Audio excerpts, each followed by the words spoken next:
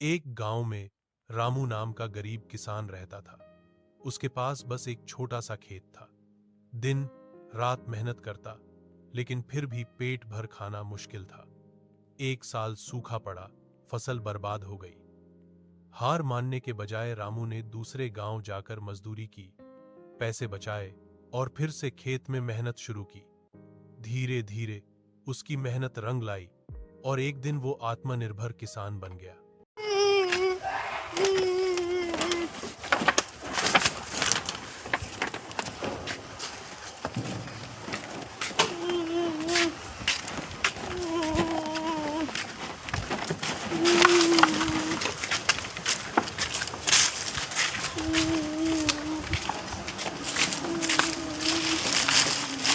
দাদা কিছু খাওয়া অনেকদিন ধরে কিছু খাওয়া হয়নি দাদা। আমার কাছে এক পয়সাও নেই। দাদা তোমার আল্লাহ অনেকদিন রক্ষা করবে, বাঁচিয়ে রাখবে, আল্লাহ কিছু দান করবে। এ তো বলছে ঠিকই, আল্লাহ অনেক দিন বাঁচাবে, দিয়েই দেয়।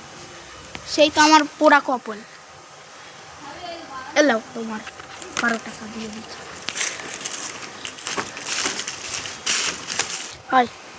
সময়টা ওভার হয়ে যাচ্ছে, একটু রাস্তার দিকে যাই, মনটাও ভালো হবে।